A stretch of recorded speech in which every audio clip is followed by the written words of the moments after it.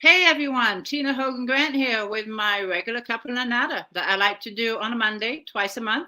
I like to bring authors into my home. We talk about books, writing, life as an author, and whatever comes to mind. And tonight, the wonderful Katie Richards is joining me. How are you this evening? I'm great. How are you? I'm good, excited to have you. Now, I understand your pen name is Katie Richards. Your Yes. real name is Kaya? Kia. Kia. Kia? Yes. So can Yes. I call you Kia? You can call me Kia or Katie. Either one works. I'll Either one answer both. works? Yes. All right, cool. I'll stick with Kia. And before we get started about your books, can you just give us a little background on where you're from? Anything you want us to know that you're okay with sharing. Sure. I'm from Maryland, but I live in Toronto. I've married a Canadian. So we moved up here a few years ago with my two sons. So that's where I live, and I came to writing. Well, I've been writing since I was 11, Oh wow. since I was young, but professionally, just since the pandemic, really, or just before the That's a pandemic. great way to spend the pandemic is write those books. Yeah. It was sort of everything kind of happened in that period, and because of the pandemic, people start reassessing their life and what they want to do. And so we had moved the year before to Canada, and I was still getting my permanent residency, so I was limited to what kind of work I could do. So I decided, well, I'm gonna finally do that novel. I had written a couple manuscripts, and they didn't go anywhere. I have half finished manuscripts all around. I never actually finished it. But I have this idea. It was crystal clear in my head. So I said, I'm going to actually finish this one and polish it and, get it done. And then once I did that, I thought, well, let's just see what happens. I'll send it off. Worst that can happen is they say no, or more likely I never hear from anyone, and it'll be fine. But that was Pursuit of the Truth, the first book in the West series, and it just kind of kept going from there. And you're So published with Harlequin, correct? Harlequin, yes, So yeah, you Harlequin sent your Intrigue. first book off to Harlequin and they took it? The first polished one, I would say. The first one actually got finished and then revised, and then put in the work. Yeah. Well, congratulations. And you've been writing how long? Well, With Harlequin. so that's what with Harlequin, since 2020. So, I think the first book I might have been published in 2021. Because you send them in, and then there's a lot of lag time. So it might have been published in 2021, although I with wrote it and sent it off. Harlequin, you got to be pretty productive. They usually want 2, 3, 4 books a year. Yeah, you do. You do. They keep you on your toes and writing. They do. So it's 3 to 4 a year for And most. they're full-size books, 200 plus pages. They're not little short novellas. Yeah, 55,000 words. Yeah. You But are one busy lady. always. Well, Yeah. congratulations Thank you. making the deal with Harlequin. And how long is your contract with them for? I have 12 books Nice. with them, contracted for 12 books, and hopefully more will come. So I'm working the sixth one, Catching the Carling Lake Killer. Oh, there we go. Came out in April. So you write so many, you forget. So that came out in April of this year, and that was the sixth one, and I'm working on the 10th one. So that's the lag, book 6 came out. You're working on book 10. So Yeah. 8 and 9 are done. 8 and 9 are done. Yes. Are they with the editor, or are they just waiting to be published? Are they all published and covered and everything? They're in various states of with the editor, copywriter.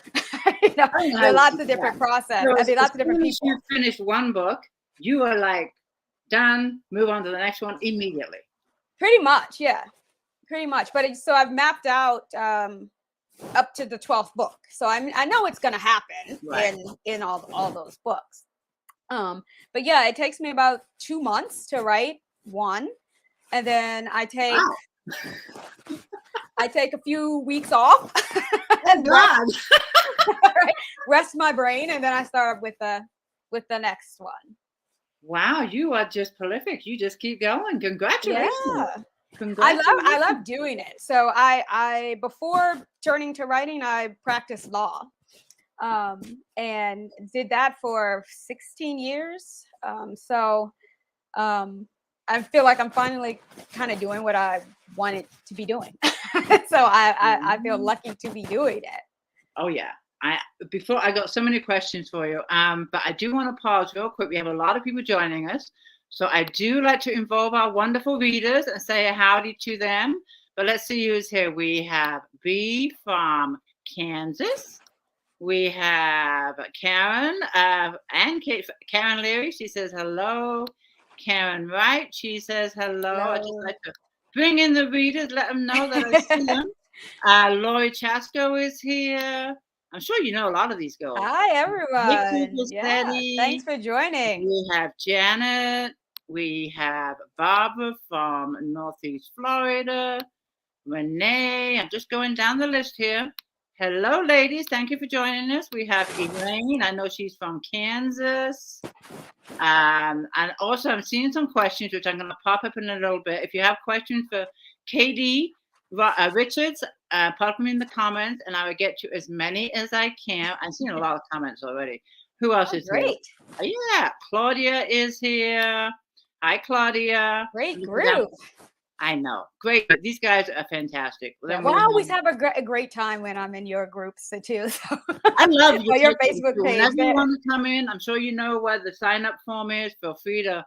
Karen Wright, she's here tonight. She's now running the takeovers. So reach out to Karen, and she's doing a fantastic job. I've done a couple of takeovers, and they're always fun, and there's so many people. They're so interactive. They're just cool. And then we have Darlene. All right. One of the questions that popped up, you said you worked with, was it law enforcement or what was it? I was a lawyer.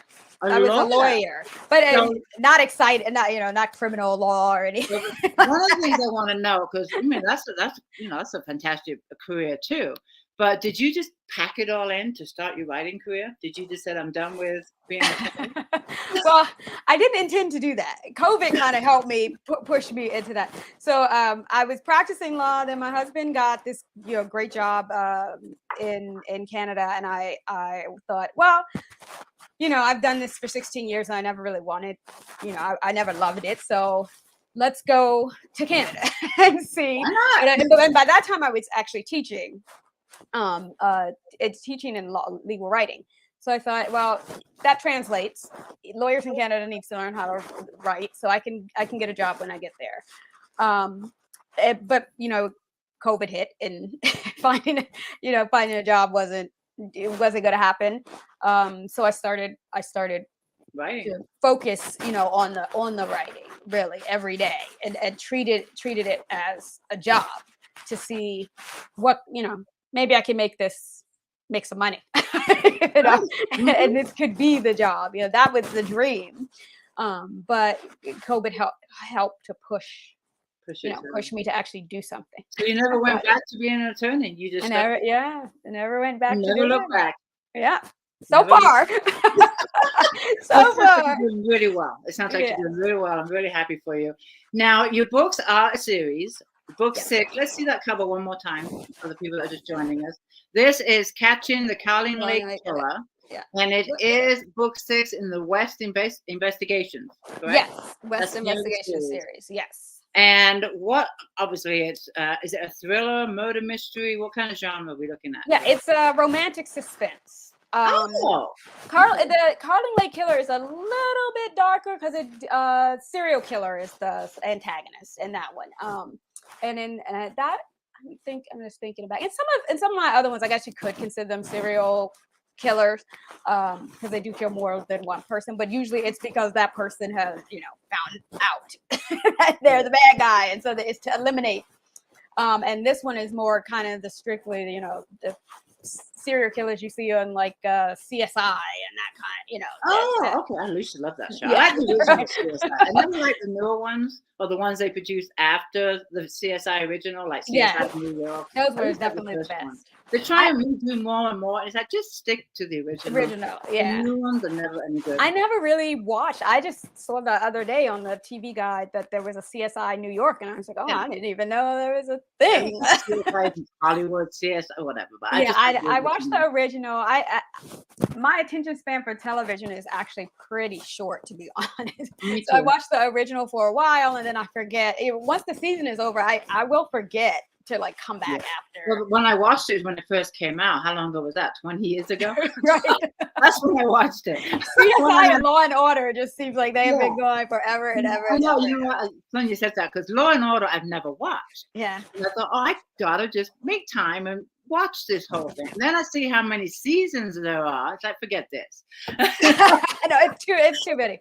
I loved Law and Order until I went to law school, and then I could see like how much was wrong about how many errors they made in the show. You would know. And it just annoyed me so much that I stopped watching, because it's just like you're just doing whatever they want. An attorney. I should ask her what she thinks of the show. She's an attorney. I should ask. If you can watch it and kind of disengage and not like pick with all the attorneys, like it's probably fine. But right now, with your books, I'm sure your past career helps you with these stories. Yeah. So it does, and sometimes it hurts. So the first book, Pursuit of the Truth, was actually supposed to be the main male character was supposed to be a police officer, but I had so much trouble writing it in a compelling and engaging way because I was so focused on. I kept getting caught in the law, and it was like, oh, well, it would take 3 days to get that a warrant that way, or and I was like, you can't. I kept trying to make it too true to life, like knowing too much about how it would work in real life. So I said, I stopped, and I said, I got to change. He's got to be adjacent to law enforcement, but I need to find him a job where he can kind of break the law and be okay with it, because so that's how he ended up becoming a private investigator, because he knows he should do it, but if the cops don't find out, hey, right, exactly. I like how you get into his head. I like that. And do these characters continue on throughout the whole series? Is it the same characters? You see them pop up here and there, but each book is a standalone, so you don't have to read them in any particular order. But usually a West brother. So the series features 4 brothers. They're the linchpins of the series. They run the West investigations, or 2 of them actually run it, and the other 2 are tangentially engaged in the private investigations firm. And so they pop up because it is West investigations, right? But the main characters are always different. Always different. And do you think you'll always stick with romantic suspense, or do you think you'll try another genre down the road? Well, I actually have a ebook thriller that's just it does have a little bit of romance, but that's not really the focus at all. Right. It's just a thriller, and I'm working on a psychological thriller. So I love thriller, anything with suspense, thriller. And I would love to write a fantasy, but it's very hard. When you have the time, number one. That's true. That's my main question. Is another genre? Well, that's another problem. That's another problem. I don't have the time. But in theory, I would love to write. I love reading fantasy. And maybe after this series is done, but you've got 12 books for this series, and then you might get, more contracts with Harlequin. Yeah, who knows, right? But it's looking good. No matter what you decide, your future's looking good. I do want to check in and get some of these questions that I keep seeing pop up. Give me 1 minute here. Again, I'm talking with Katie Richards about her books. The one is Catching the Carlin Lake Killer. It is book 6 in the West I'm sorry, West Investigation. Investigation. Well, I got to write Nita. Okay, Connie's got this is just, she wants to know if we can see you. Hi, Connie, we can see you. So I just want to pop that up there. Hope you're doing good. And Heather is here. Hey, Heather, good to see you. These are people I didn't see before. Peggy is here. I'm scrolling, looking. I saw a ton of questions. Of course, now I got to go look for them. Karen asking, are your characters based on family or friends? No, absolutely not. I'm going to put that out there as a disclaimer. Make that a point. No. All my family and friends. It's funny, in the first book, the main character has a brother who is shady. Let's say that. I don't want to give too much away. Right. She has a shady brother, and I remember calling my brother and going, I just don't want you to think that the character is based in any way on you. Because it's now, not. The other question that I ask a lot is, okay, so no one in your books are based on anyone you know. How about you? Do you put any increments of you in your writing?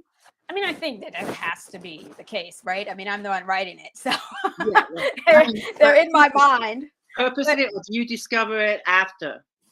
Not purposely, not really. I would say, so the thriller I was telling you about, not part of the West Investigation series, but it's called Kill for You. And I actually wrote it under Kia D. Richards. And it's just it's an ebook. It's only an ebook form, but that main character is a Black classical violinist.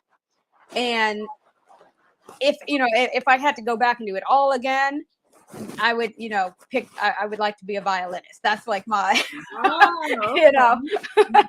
when people ask you, what would you do if you, weren't a lawyer or a writer? That's what I always say. I would love to do that. So in that way, I guess that one's sort of the fictional Kia in another reality or another dimension. I like that. So you played the violin. I play at the violin. I pull the bow over the strings. It makes sounds. Sometimes they approximate music. More than that, I did play the harp when I was in school in England. I played it for a couple of years. And my dad, because we had to take the instrument home that we chose to play. My sister chose a recorder. I chose the harp. My dad had to come pick me up from school on Fridays. He goes, you have to pick the biggest instrument. I didn't pick the piano. Yeah, that's true. Well, I played the piano in growing up for 7 years. I should be better at it for how long I played. Do you sing? No, I mean in the shower by myself where nobody else can hear me. Yes, but I played piano because my mom wanted me to play an instrument, and we had a piano, so by default that's what we played. So I hear you on the singing. Laurie has a question for you. She wants to know, because we're still talking about the characters. Yeah. Who is your favorite character from all your books you've written so far? I'm assuming. The violinist. The violinist, or Nadia from West Investigations. She's the first character. And I mean, it's the first characters are kind of like your children, you love them so much. Yeah. Mm-hmm. Yeah, they're your baby. So those were kind of my two first published female characters. So and do they show up in the other books? Nadia does, but not the standalone thriller. There's no sequel or anything. Oh, right. Okay, gotcha. Okay, I'm seeing more questions about your characters, so I'm popping these up. Karen says, "Do your characters talk to you?" Yes. I like the rolling of the eyes. Yes. All the time. They won't do what I tell them to do. They have minds of their own. Yes, they talk to me. I talk to them, which is sometimes weird. I do. These guys know I have more relationship with my fictional characters than I do sometimes with my family. Yeah, definitely. I know them very well. I hear their voices. We talk to each other. We argue with each other. Yeah, I'm not the only one. They're very real to me. They are very real people to me. Yeah. I'm 100% agree with you. Now, still on the the base of your books, of the writing process, do you plot your books, or do you just sit down, listen to your characters, and start writing a PM script? No, I am a diehard plotter, outliner, revise the outline. Come back. No, I love my outline. And you never go off track. What you've written is your outline. You stick with it. Now that's the funny part. I spend a lot of time outlining, and then it does usually start out the way that I outline, and then, like I said, the characters will not do what I want to do, and it'll go off the rails. But the outline does help me because I know what my big beats are going to be, and that doesn't change. Okay. I know what my ending is going to be. I know what my midpoint is going to be. I know what the twist is going to be and the red herrings. And so then when it goes off, kind of goes off kilter, I can bring it back because I know, okay, well, I got to get here. So how do I go from this point to that point? Does point? the ending ever change? Or did the ending pretty much stay the same? One time. I'll say that in Dark Water Disappearance, which is the 5th book, right before Catching the Carlin Lake Killer, I wrote the entire book. I got to the end, and I realized the killer is not who I thought the killer is. But the way I had written it, all I had to do is change the killer. I just there you go. But that was a surprise to me. It came together that way on its own. Like the characters did that without they told you how it was going to end. Me, and it just became obvious by the time I got to the end that you're about to right the wrong. You're about to accuse me of wrong person. so I did. I apologized to the guy who I thought was the killer, and I wrote the right killer. Yes, you apologize. That's cute. I like that. Got to treat our characters well. So they talk to it. Well, I was gonna throw this guy in jail for life, for murder.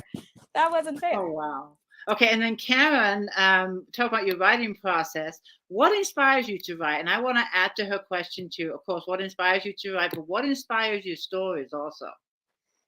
So I think what inspired me to write are my parents. My mother was an English teacher. She's a retired high school English teacher. So we were always reading in our house.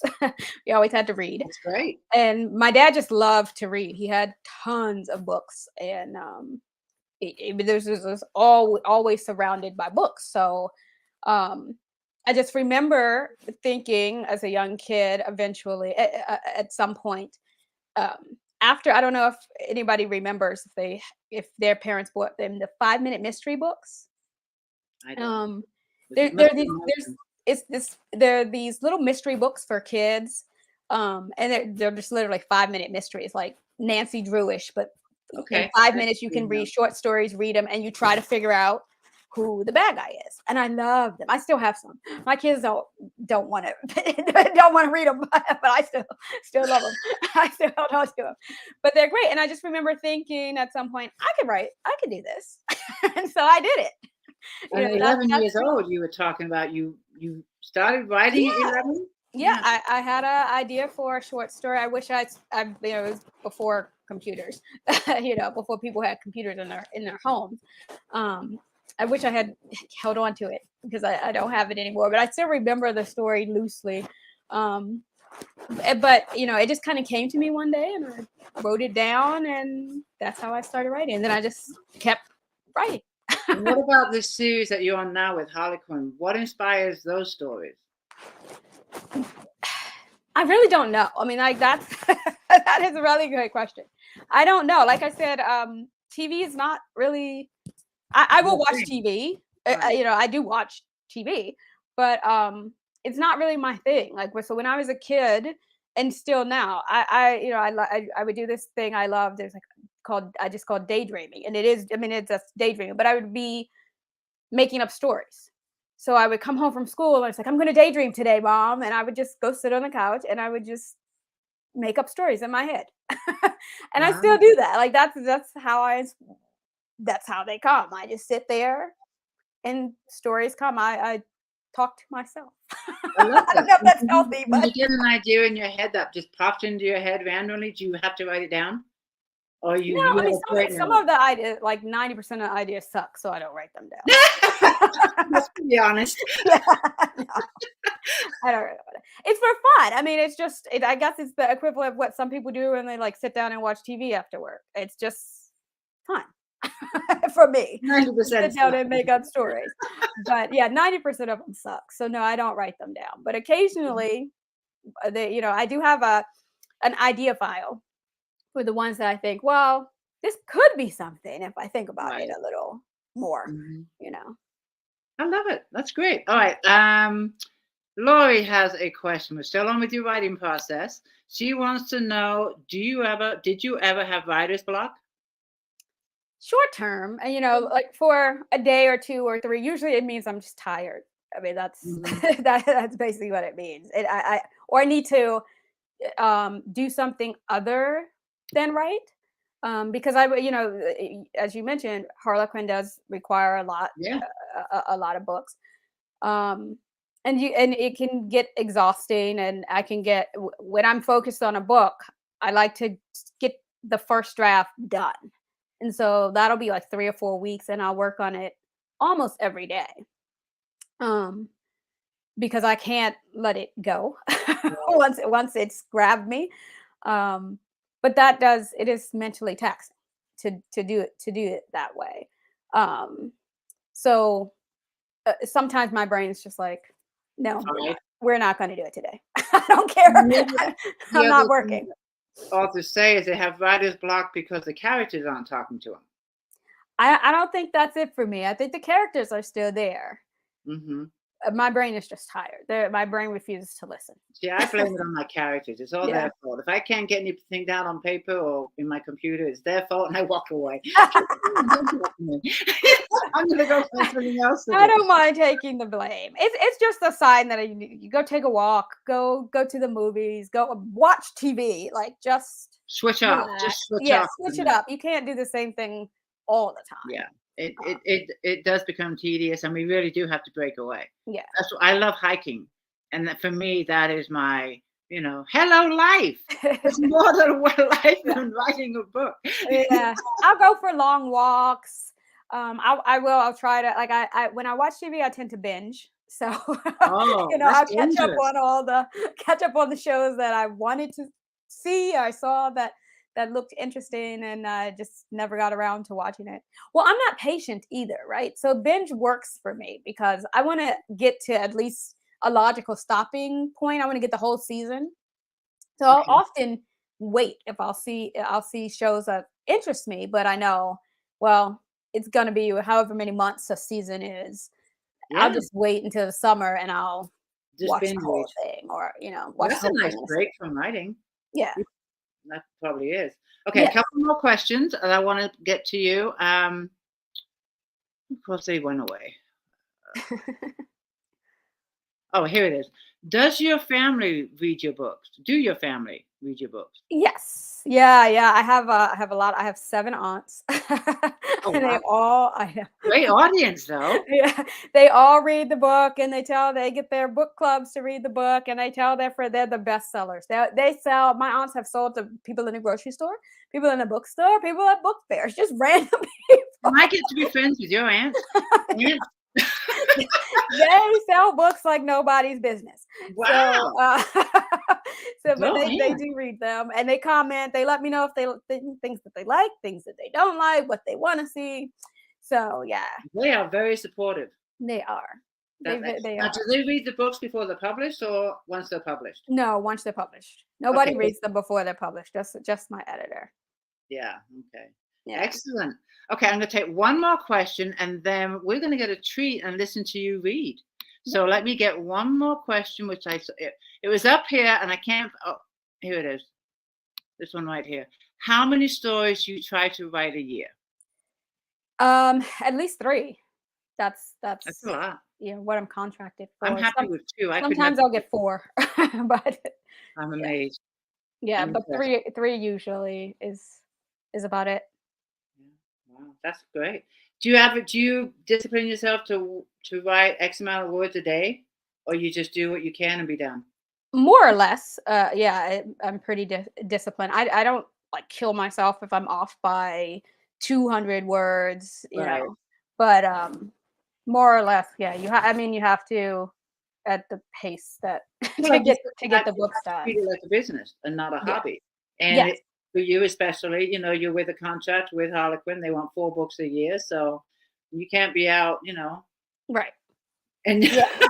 No, that's true. You can't. You gotta get it done. it's But your job. It's yeah, your but job.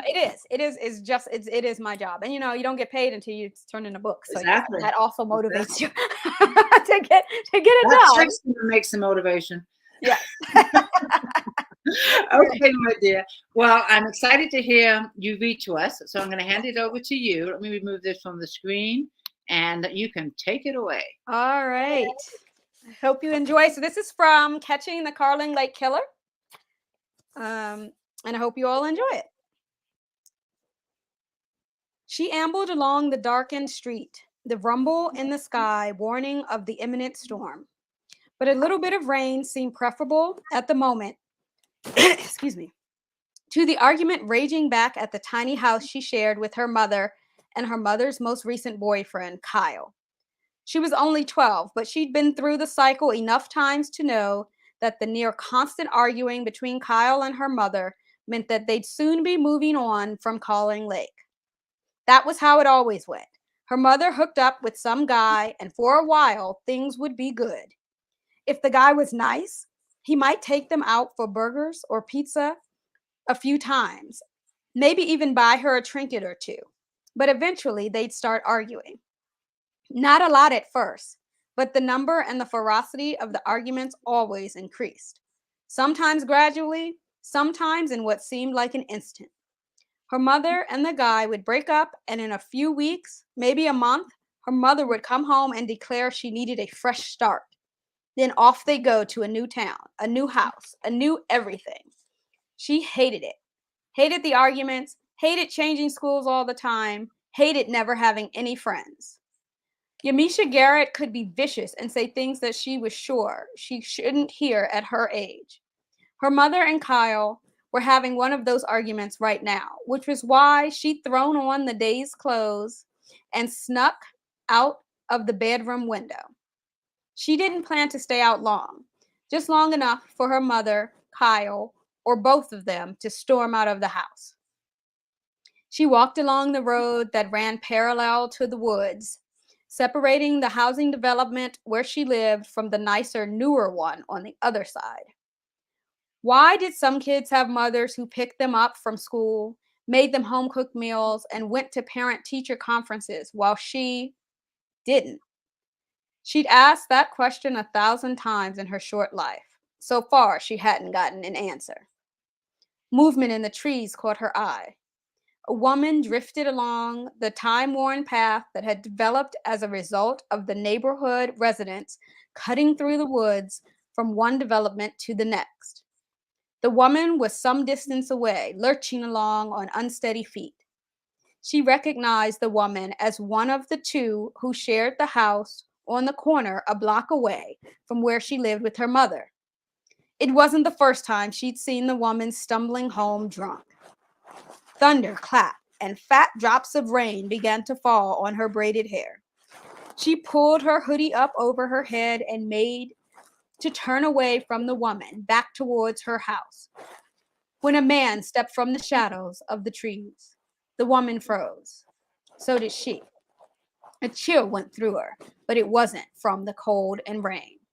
The woman took a step backwards, but the man reached out and grabbed her, dragging her towards him. The woman looked scared as she felt. She ducked behind a tree, her chest rising and falling rapidly as if she'd just run several miles. She didn't know who the man was, but instinct told her he planned to hurt the woman. She should run and get help, but fear kept her rooted to the spot. The rain fell harder and faster now.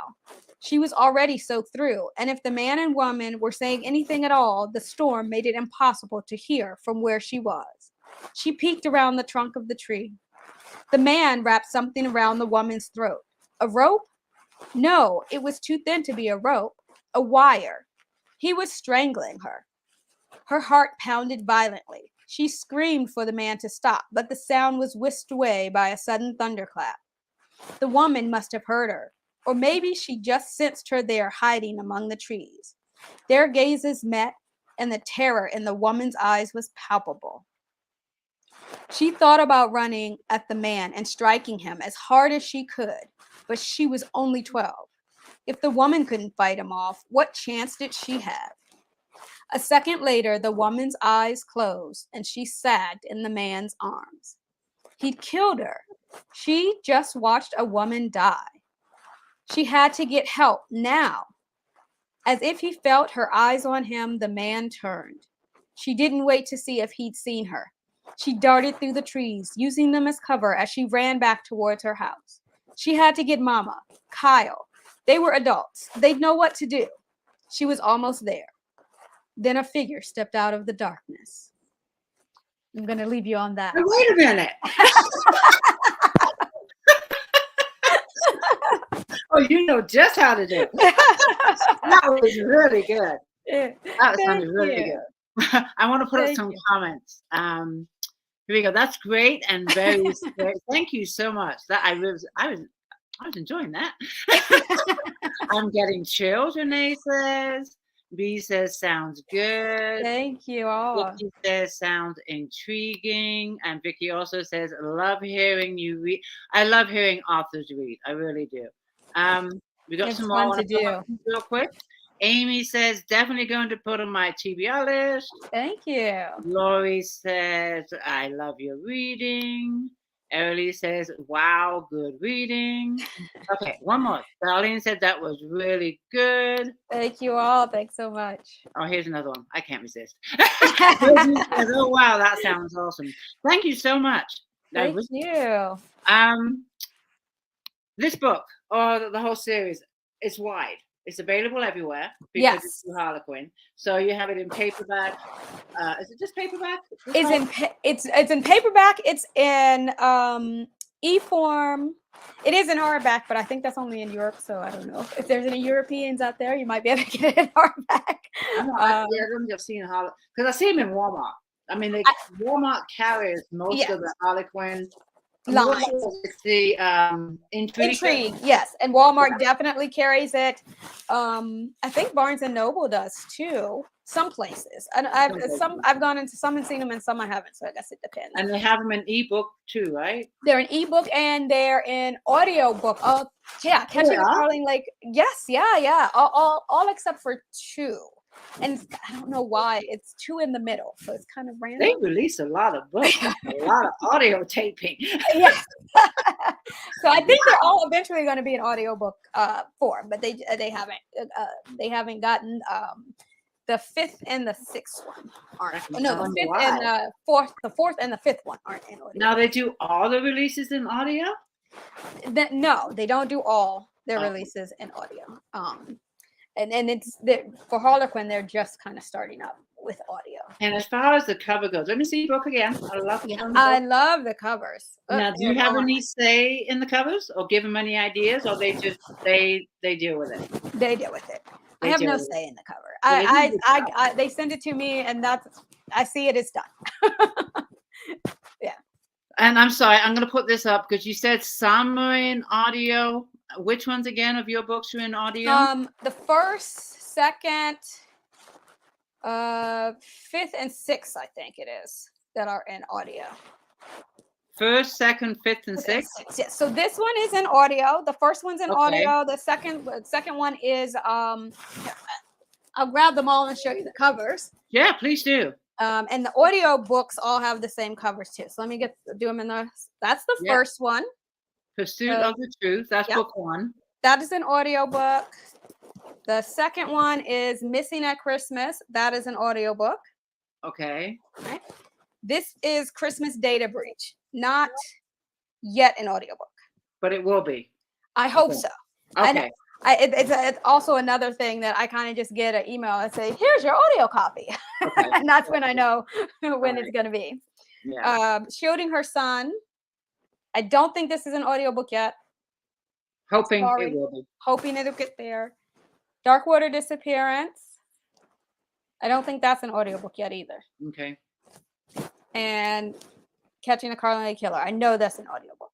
Well, that got in audio quick. Yes. This was actually the first one they did. But I think that's just because when they started Going back. putting mine in audiobook. So they're going back to do them. And book 7, when is that one coming out? December Of this year. Yes. Does it have a title? It's we're still working on the title. Okay. But the December 28th, so almost. Oh, right after Christmas. Yeah, right after Christmas. Yeah. Congratulations! I have to be looking for it. Thank you. And be sure to come into the group too when you get new releases, so we can. Oh, I'd love to. Yeah, I'm terrible at posting on social media. Actually, I need to get better. I engage with other people about their books, but I'm terrible about. That's because you're writing 4 books a year. You can't be in every spot. That's true. But I need to get better about putting my own up. Right? You know, I promote my friends all the time, and then I never think about it for my own. You got to do yourself. Yeah. Okay, I got a couple of random questions I want to put up, taking us away from you writing a little bit. Connie's asking, what's your hobbies when you're not writing? When am I not writing? No. It feels like I'm always writing. Violin, you know, I enjoy playing the violin, even though nobody enjoys listening to me playing the violin. I want to hear. Walking, reading, you know, I mentioned reading the fantasy. I love doing that. And then I have two sons, a teen and a preteen. So, you know, oh, wow. driving them to soccer practice, basketball games, soccer games, you know, school. And you have your hands full. Yeah. They're in school, so when the house is quiet, you're able to do your That's writing. when I do, yeah. During the day, I do my writing, and then I go to my second job of shuttling kids around to sports events. How old is your eldest? 13. Has he read any of your books? No. No? No. How about your husband? My husband has just started reading the books. Yeah? Yeah. Oh. 6 in, and he finally picked one up. I love that. And does he give you feedback? He gives positive feedback. We've been married 15 years. We've been together 18 years. So it's always great book, honey. I don't know how he really feels. He knows better.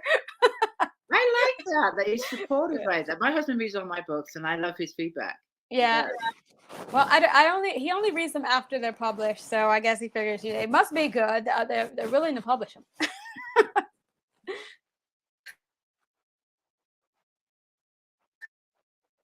Uh-oh. I think I'm losing you. I'm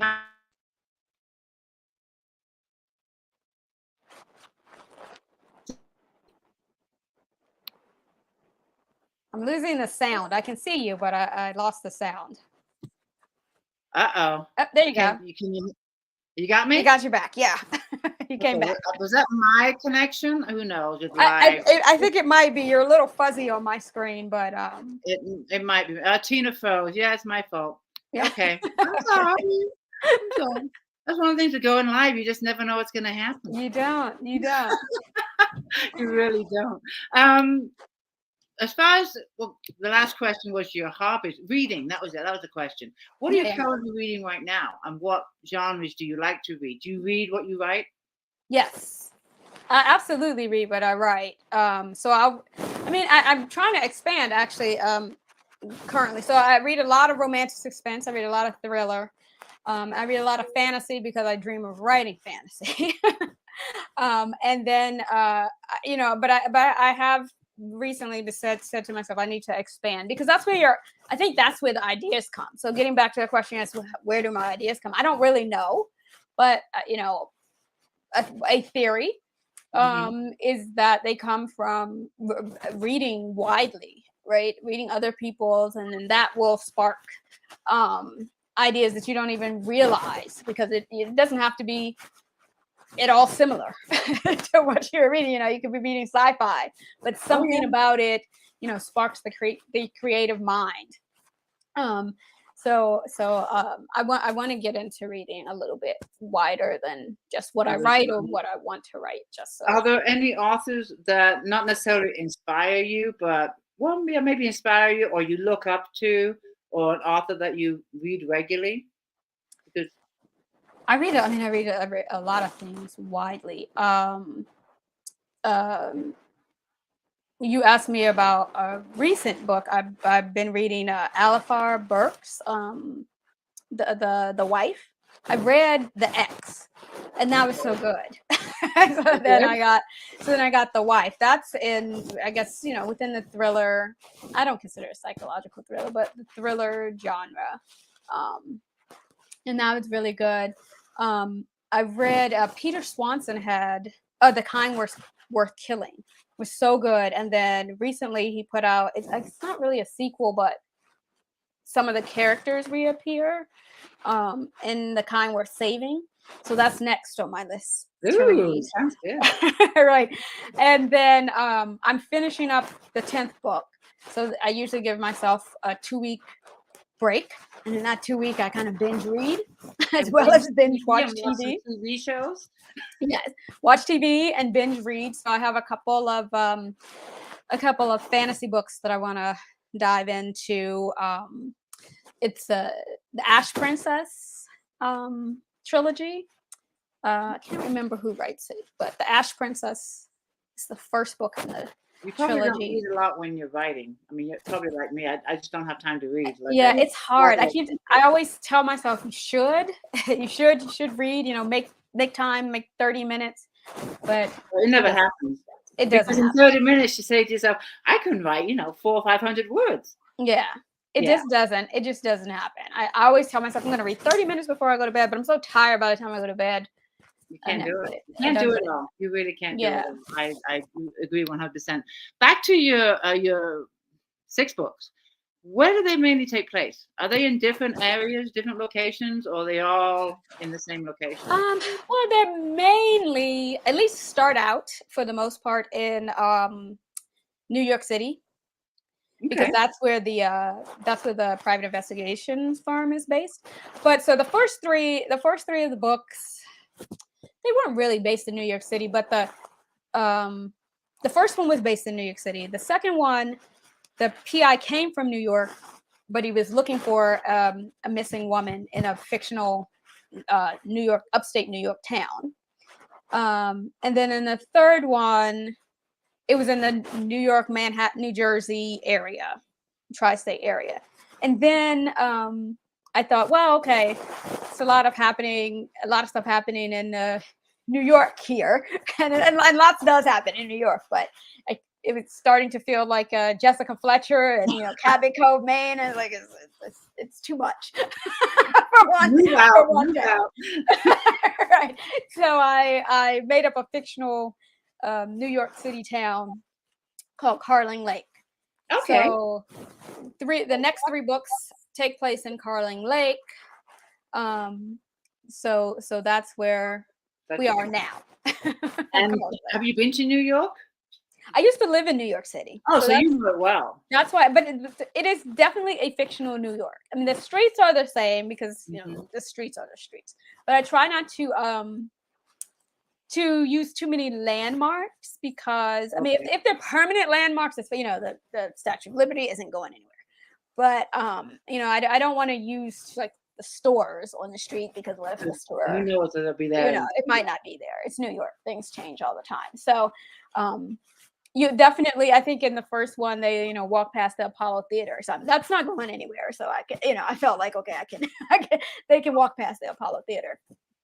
So I give you a sense of where they are in fictional New York. But if you're looking for specifics, you won't find it. That's probably the best way. That's the safest way. Yeah, and that's why I like making up. That's why Carling Lake is fake, because I just want to put things where I want to put things, and I don't want to worry. Well, it's your world, and you can say whatever you want. Exactly. And put what street names you want, stores that you want. It's your world that you created. I can just make it up. Things appear. I'm like, oh, you know what? I need to have a fire station here. So the fire station is there. And it's just it doesn't. One day I think I want to sit down and make a map, but then I think, well, if you do that, you might be stuck. You might realize like the fire station is on top of the police station. Don't go there. Don't go there. It might not be a good idea if you try to sketch it out. It's all up here. That's right. All right. Some more random questions for you. Here's one from Karen. She wants to know, do you have any pets? I don't. The boys want a dog, but I know that's just going to end up mom walking the dog. Exactly. And like I said, we live in just outside of Toronto. It gets cold. I don't want to walk a dog in the wintertime. So, Get him a treadmill. yeah, we're not. No pets. No pets. No, Okay. And then no pets. Tammy's asking, where is your favorite place to write? Now, recently in the last month, I'm so excited, is in my office. I had an office, but I mean, it's always been the same office, but it's also with like the junk room and where we put whatever we can't figure out what we are going, where it should go. So I didn't really love my office, and I would write in the kitchen, but I decided I'm going to take control of my office, and I'm going to make it my office. And I bought bookshelves, and I put books up, and I have a little nook where I can sit, and I have a little TV area now, so when I do want to watch TV, what I'll say, I do watch the news. So my morning routine is, get up, have my coffee, watch the news. So I sit in my little nook and have my coffee and watch the news. And at some point I'm going to start reading there when I finish writing this book. But I'm very excited about my office actually being an office. I want to get some artwork and a nice rug and like really. Oh, it sounds perfect. You'll never want to leave. I know. You'll get 10 books wrtten a year. That's maybe. And I did see a question earlier. I apologize to the reader because I won't be able to find it. But she had asked, do you write with music or silence? Silence. Sometimes, occasionally TV. You'll be in the back, the news will be on in the background, but mostly silence. Silence? Yeah. I need silence to hear the voices in my head. Yeah. I hear you. And do you you're sitting down to write, blah, blah, blah. Do you take breaks, or you just write straight through until you're done? You've worked your max? Or do you like to get up maybe 30 minutes, take a break, walk around? Not that often. Not as often as 15, 30 minutes. But I'll go for 2, 3. I go until I get hungry. I mean, that's the truth. I go until like I'm like falling down hungry. And then I'll stop, I'll eat, and I'll go again. Yeah. Okay, and this hour has gone by really quick. We're almost up to the top of the hour. You're fantastic. I love your personality, your spunk. But I do have my final question, and that is, what advice would you give to an aspiring author that wants to reach goals like you have and become published, whether it be self-published or goes the traditional way, whatever route they want to choose? Mm-hmm. What advice could you give to them? Keep writing. Write a lot. Like I said, I started when I was 11. But when I was practicing law, I would take the commuter train, and I would write on the train on the way to work and on the way home. And that's how I finished like the first manuscript, which I don't even know where it is anymore. But the first one I got to the end and then never revised was all done on the train. So only really in this profession, the only way to get better is to write. You can't workshop your way into it. You can't, you can't watch other people do it and learn that way. You just have to do it yourself. Right. And that's how the first book in Harry Potter got written. It was on the train. Yeah, was it?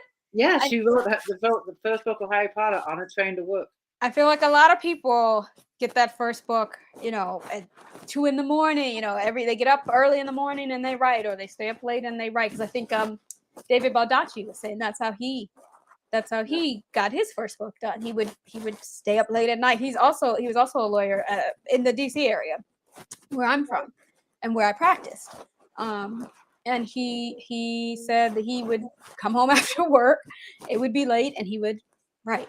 Write a couple hours every day, and it took years. Yeah. The words aren't going to write themselves. So great advice. You got to keep doing it. That's the only way. I mean, I love school. I love taking classes. I love reading to learn different things, but you really can't, and I do. I have a lot of writing books, and you can read them all, but you got to put it in practice. You can't just read it. It won't work. Great advice. Perfect. Before we go, you are doing a giveaway. I appreciate that. So can you tell us a little bit about that? What you giving away? I am going to give away a Carling Lake, Catching the Carling Lake Killer, the newest book. So two lucky winners. I'll send one. Two. Yeah, I'll send two. Now, is this ebooks or paperbacks? What are we doing? Is it? I was thinking print books, but I can send ebooks too. Well, I'm going to give them a choice. Someone prefers, yeah. And they'll be signed, correct? Well, the ebook can't be signed because I the paperback. can't sign that one. But yes, So, the paperback. Signed paperback or ebooks, whatever they prefer. And you've asked me to pick the winner for you. Yes. I would do that after the live is over with. I'll do it within. They know how I work. I do it within an hour. I have dogs to feed, and then I would tag you in the group, and I'll also announce it on the author page. And also, I'm doing my regular giveaway, which is the $5 Amazon gift card. And most of you know how to be entered in that. You need to go to my author page and share this video, share it in your favorite group, share it on your profile page, share it wherever you want, Instagram even, and tag me so I know that you shared it, and you will be entered in the drawing for a $5 Amazon gift card. Katie, this has been so much fun. I've had a lot of fun chatting to you. I hope you will come in the group and do a takeover soon. Keep us posted on what's going on. And as always, readers, thank you for joining us, and thank you for the great questions. And Katie, if you have a few words before we go, I'll hand it back over to you. Thanks to everyone for joining. It was a lot of fun. I enjoyed answering your questions. You can reach out to me. My website is katierichardsbooks.com. And I'm most active on Instagram, although I have not been active in weeks because I'm trying to get the book done. But when I'm not in the midst of deadline chaos, I'm most active on Instagram, and that's KD Richards Author, and also KD Richards Author on Facebook, my Facebook page. I'll have to check and make sure I'm following you. I'll go check it out when I get off the line. Great. Thank you again. And thank you everyone for joining us. And we will see you soon. Bye, everybody. Bye, everyone. Thanks for joining.